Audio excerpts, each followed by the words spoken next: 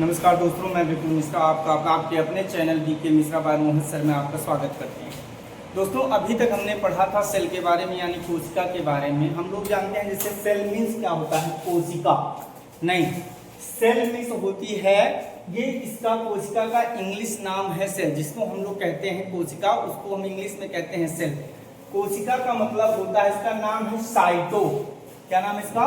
Cyto. अध्ययन जब हम इसको करते हैं, इसके बारे में पढ़ते हैं, तब उसको कहते हैं साइटोलॉजी। इसकी खोज किसने की थी, मतलब इनके जनक किसको कहा जाता है, ये हम पढ़ चुके हैं। रॉबर्ट हुक ने की थी। और मैंने आपको ये भी बताया था कि रॉबर्ट हुक ने एक मृत कोशिका की खोज की थी। कैसे की थी, किस प्रकार से की थी, किन किन वैज्ञानिकों के द्वारा यह सिद्ध हो सका कि ये मृत कोशिका है या जीवित कोशिका, इसका अध्ययन हम कर चुके हैं। इसके आगे की क्लास हम लोग पढ़ेंगे। जी देखिए, मृत कोशिका, रॉबर्ट हुक ने जिस कोशिका की खोज की थी वो एक मृत कोशिका यानी कोशिका भित्ति थी। अब उसके बाद हमने पढ़ा था जीवित कोशिका की किसने खोज की थी, एंटोनी वॉन ल्यूवेनहॉक ने जीवित कोशिका की खोज की थी। उसके बाद इसीलिए इसमें दो वैज्ञानिक और आए थे जिनका नाम था स्लाइडेन एंड स्वान।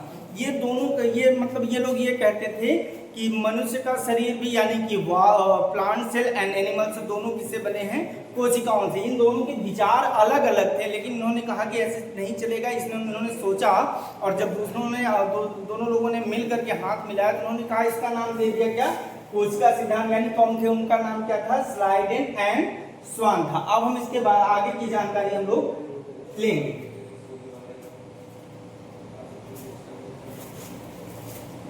तो अध्ययन करेंगे। मानव में सबसे छोटी कोशिका जो पाई जाती है उसका नाम है माइकोप्लाज्मा।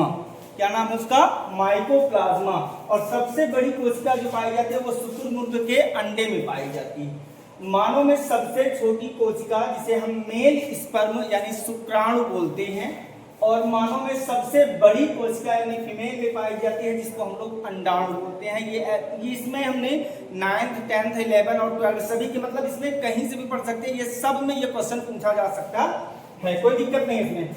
मानव में सबसे लंबी कोशिका न्यूरॉन होती है, जो जिसमें विभाजन नहीं, यानी उसमें विभाजन नहीं होता है। और उसके बाद जो है इसमें एक गिल्सियस नामक एक एंजाइम पाया जाता है जिसमें न्यूरॉन और गिल्सियस दोनों मिलकर करते हैं, जिसमें तेज विभाजन, यानी ब्रेन जो आपका है उसमें 90% में क्या होता है, न्यूरॉन बना होता है 90% से, और 10% से बना होता है गिल्सियस से, जिसमें 90% में कोशिका विभाजन नहीं होता है।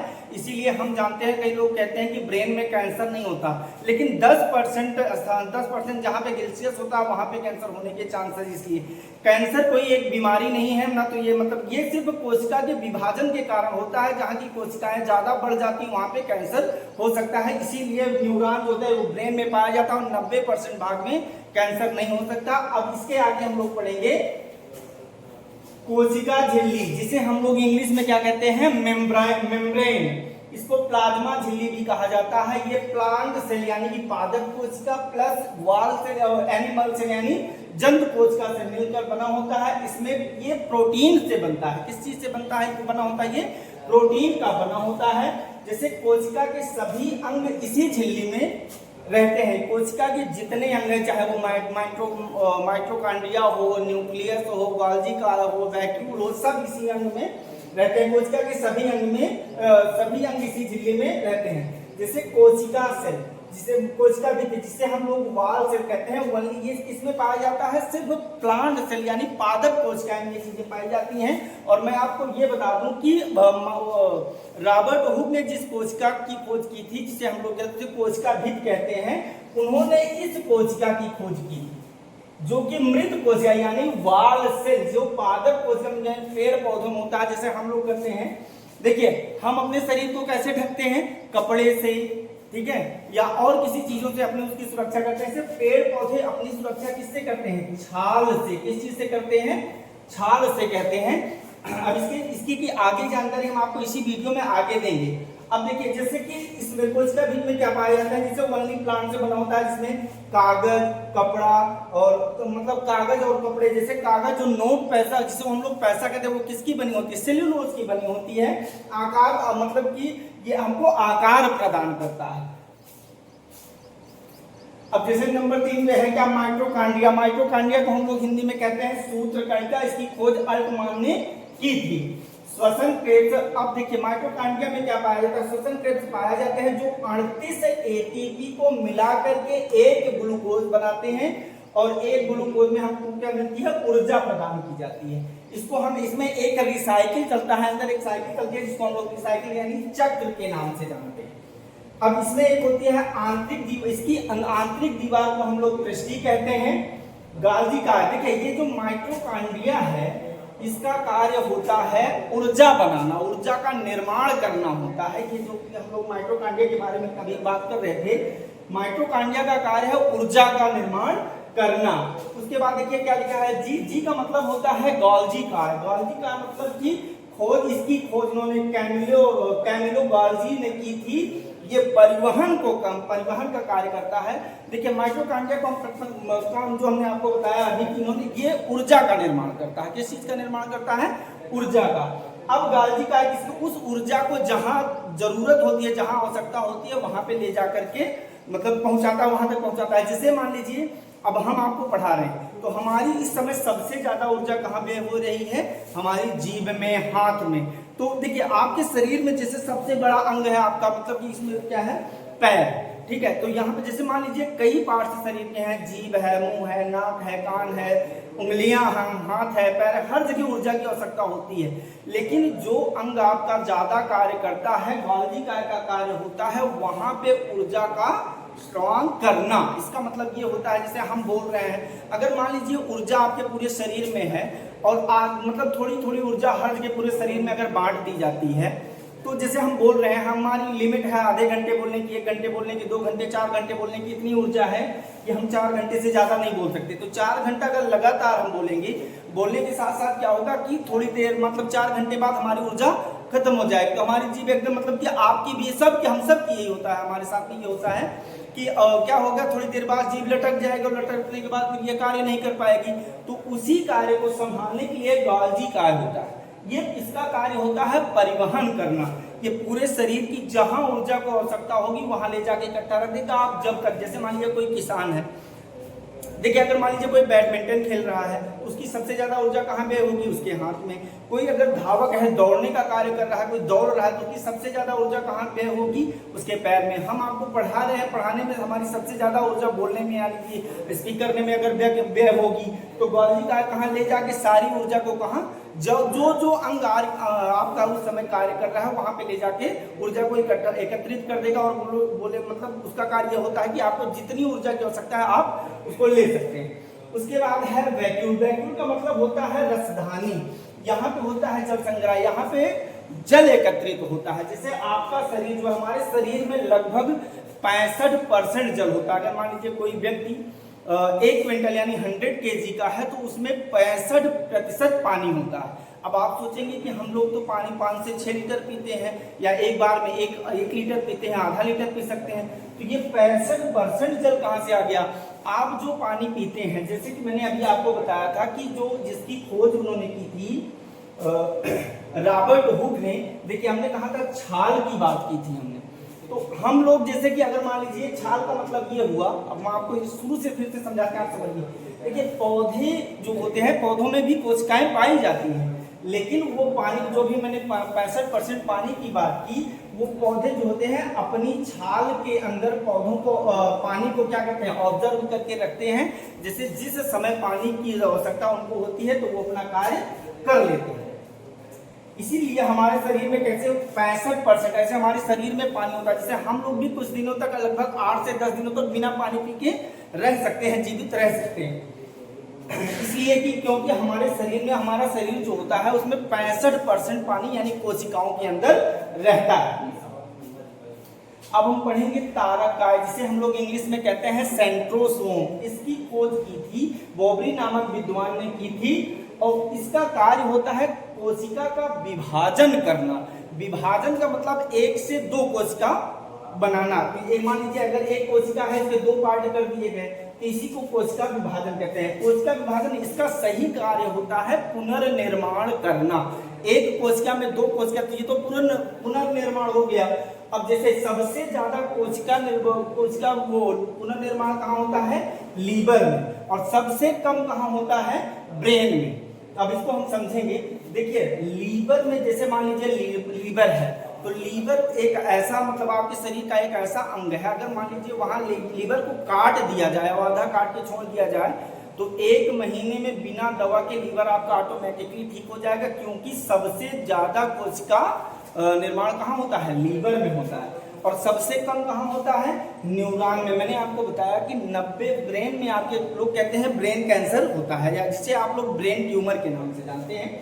ब्रेन में 90% न्यूरॉन होता है और 10% ग्लियस होता है, जिसमें कोशिका विभाजन 90% ब्रेन में आपके 90% कोशिका विभाजन नहीं होता है 10% में। देखो मैं आपको बता रहा हूँ, मैंने अभी आपको बताया था कि ब्रेन में कैंसर कोई बीमारी नहीं है, सिर्फ जहां कोशिका ज्यादा हो जाती है, मतलब कोशिका का निर्माण ज्यादा होता है, उसी को हम लोग कैंसर कहते हैं। इसके बाद कोशिका यहाँ ब्रेन में कोशिका निर्माण नहीं होता, 90% एरिया में निर्माण नहीं होता है, 10% में हो सकता है, जहां जिसको हम लोग ब्रेन ट्यूमर के नाम से जानते हैं। अगला है अंतःप्रगत जालिका। इसके अंदर का कंकाल होता है, इसे एंडोप्लाज्मिक रेटिकुलम कहा जाता है। ये आंतरिक सहायता के लिए आपके शरीर को प्रोटेक्ट करता है, और इसको हम ये मतलब कि एक ही होता है, इसमें 2 पार्ट होते हैं। एक होता है स्मूथ यार्ड, जहां पे वसा यानी चर्बी का निर्माण होता है, वसा निर्माण करता है। एक होता है रफ यार्ड, जिसको एंडोप्लाज्मिक रेटिकुलम कहते हैं, यानी इसमें यहाँ पे प्रोटीन का निर्माण होता है।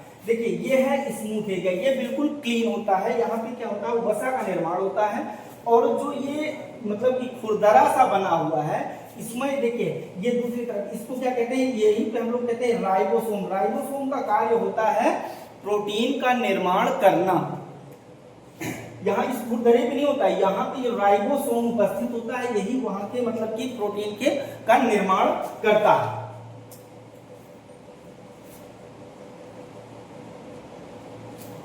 अब देखिए राइबोसोम, इसकी खोज पैलाडे ने की थी। ये प्रोटीन का निर्माण करते हैं, इसको हम प्रोटीन की फैक्ट्री के नाम से भी जानते हैं, या प्रोटीन की फैक्ट्री भी कहते हैं।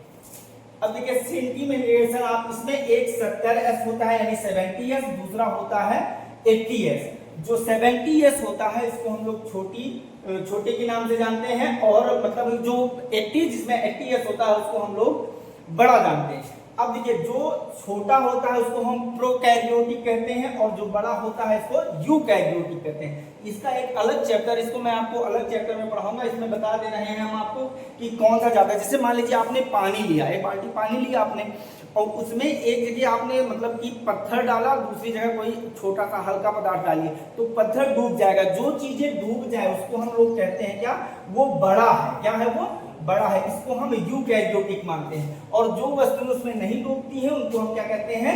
प्रोकैरियोटिक के नाम से जानते हैं, यानी कि वो छोटा होता है।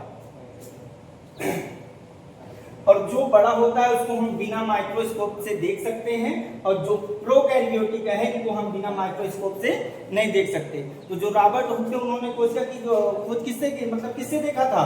माइक्रोस्कोप की सहायता से देखे थे। और लेकिन अगर यूकैरियोटिक है तो इनको हम किसी बिना माइक्रोस्कोप के देख सकते हैं। अभी तक हमने पढ़ा, क्या पढ़ा? माइटोकॉन्ड्रिया जो ऊर्जा का निर्माण करता है, गोल्गी का पढ़ा जो परिवहन करता है, फिर राजधानी पढ़ी थी वैलिक्यूल जो जल एकत्रित करता है। अब हम पढ़ेंगे सेंट्रोसोम।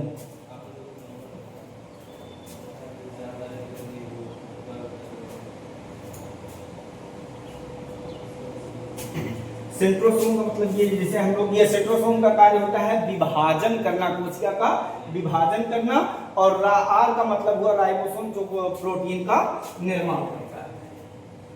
अब हम लोग पढ़ेंगे न्यूक्लियस। न्यूक्लियस की खोज रॉबर्ट ब्राउन ने की थी। इसको ब्रेन ऑफ सेल भी कहते हैं। क्या कहते हैं? Brain of cell. इसमें क्रोमोसोम पाया जाता है, जिसमें प्रोटीन की मात्रा 80% होती है, और डीएनए की मात्रा 10% होती है, और 10% स्थान पर इनके अन्य तथ्य पाए जाते हैं। इसमें क्या पाया जाता है? क्रोमोसोम पाया जाता है और डीएनए, ये 2 चीजें इसमें पाई जाती है। इसको भी हम आपको अलग वीडियो में बनाएंगे, क्योंकि इसका चैप्टर बहुत थोड़ा सा बड़ा है और इस वीडियो में ये नहीं हो पाएगा। अब लाइसोसोम की खोज किसने की थी? लाइसोसोम। लाइसोसोम की खोज किसने की थी? डी डुबे ने की थी। ये जल अपघटक होते हैं, इनको हाइड्रोलिटिक एंजाइम भी कहते हैं। ये कोशिका को बचाने का कार्य करते हैं, मतलब कोशिका को पचाने का कार्य करते हैं। जैसे कि आपको आपके शरीर में कहीं चोट लगती है तो यहाँ 4 से 5 कोशिकाएं मर जाती हैं, और मर जाती हैं तो कभी कभी क्या होता है, लोग तेज चोट पहुंचाते हैं। जैसे मान लीजिए कोरोना टाइम में सब जब जहां 10 लोग इकट्ठे हुआ करते थे, वहां पे पुलिस उनको पीटती थी। पुलिस पीटती थी तो वो नहीं देखती थी कहाँ लगेगा और कहाँ नहीं लगेगा, तो वहां का लाइसोसोम भी मर जाता था। जब लाइसोसोम मर जाएगा तो बगल की जो लाइसोसोम है, जैसे इतनी दूर का लाइसोसोम का क्या करता है? कोशिका पचाने का कार्य करता है। जैसे मान लीजिए आप यहाँ, आपको पहले थोड़ा सा हम बता दें, देखिए जैसे इसको सुसाइड यानी आत्महत्या की थैली भी कहते हैं। आरबीसी लाइसोसोम, आरबीसी में लाइसोसोम नहीं पाया जाता है। या स्प्रिंग यानी पीहा या तिल्ली भी कहते हैं, जहां पे ये जाकर इकट्ठा है। इसकी उम्र कितनी होती है? 120 डेज यानी 4 महीने। 4 महीने इनकी याद होती है। देखिए ये जो कोशिका में लिखा है हाइड्रोलिटिक एंजाइम, ये कोशिका पचाने का कार्य करता है। जहां पे आपको तेज चोट मतलब लगती है, वहां की कोशिकाएं भी नष्ट हो जाती हैं। कोशिकाएं के साथ साथ लाइसोसोम भी। जैसे मान लीजिए मैंने बताया कि आपको यहाँ चोट लगी, यहाँ चोट लगने के बाद क्या होता है, यहाँ का लाइसोसोम भी मर जाता है। तो कुछ देर बाद आप उसमें ट्रीटमेंट करते हैं। जैसे ट्रीटमेंट चाहे डॉक्टर के पास जाएंगे तो वहाँ औषधि आपको मिलती है, और नहीं तो आप कुछ घरेलू उपचार, जैसे उसमें मान लीजिए कुछ आपने हल्दी वगैरह कुछ भी लगाया, तो जो बगल के लाइसोसोम होते हैं वो जाके देखते हैं कि इतना ज्यादा मार दिया इसको, इतना ज्यादा लग गया, तो वो क्या करते हैं, पहले अपनी तरफ पीछे देख करके देखते हैं हमारे यहाँ तो सब ठीक ठाक है ना, तो वो अपना थोड़ा सा अंश उसी उधर जो है छिड़क देते हैं। जब आपने इसका ट्रीटमेंट किया तो जो काला पड़ा होता है वो किस में बदल जाता है? लाल रंग में, जहां पे मतलब कोशिका विभाजन हो चुका होता है, और धीरे धीरे करके वो चोट आपकी ठीक हो जाती है। मैंने बताया आरबीसी यानी रेड ब्लड सेल की उम्र कितनी होती है? 120 डेज। देखिए जैसे 120 डेज मतलब कि 120 दिन। जैसे मान लीजिए किसी को किडनी की समस्या होती है, या जिसे कहते हैं वो डायलिसिस हुआ है, तो डॉक्टर आपको कम से कम मतलब 1 महीने तो एक्स्ट्रा समय देता है आपको, जैसे कि कम से कम 3 महीने का समय देगा। क्योंकि हम लोग थोड़ा सा ऐसा करते हैं ना कि अगर डॉक्टर ने हमें 1 हफ्ते में कहा तो 10-12 दिन तो हम ऐसे ही ले लेते हैं, जबकि डॉक्टर ज्यादा से ज्यादा आपको बोलेगा कि 3 महीने में आपको डायलिसिस करानी, यानी जब आपका ब्लड मोटा हो जाता है तब डायलिसिस कराना पड़ता है। तो इसीलिए डॉक्टर आपको 3 महीने की सलाह देते हैं, क्योंकि उनको कहते हैं कि अगर 3 महीना 2 महीना हम कहेंगे समय देंगे तो ये लगभग 4 महीने के बाद ही कराएंगे, क्योंकि आपकी जो इनकम होगी वो उस पर डिपेंड करता है कि आप कितने दिन में कराते हैं। इसको भी हम आपको अगले वीडियो में और अच्छी तरीके से समझाएंगे, क्योंकि लेकिन मैंने आपको ये बताना चाहा जैसे कि जो आरबीसी है ये कितनी, इनकी उम्र कितनी होती है? 4 महीने यानी 120 दिन की आयु इनकी होती है। 120 दिन बाद ये स्वतः नष्ट हो जाते हैं, और ये आकर के कहाँ इकट्ठे होते हैं? स्प्लीन यानी जिसको आप प्लीहा या तिल्ली भी कहते हैं यहाँ पर। अब इसके बाद है आता है जीव द्रव्य। क्या आता है?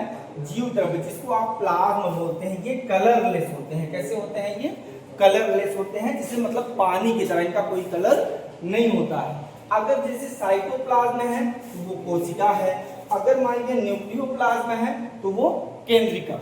अब इसके आगे इसमें अभी इस पार्ट में थोड़ा सा हमने आपको जो बताया कि इसको हम अगली वीडियो में बताएं, उसकी जानकारी हम आपको अगली वीडियो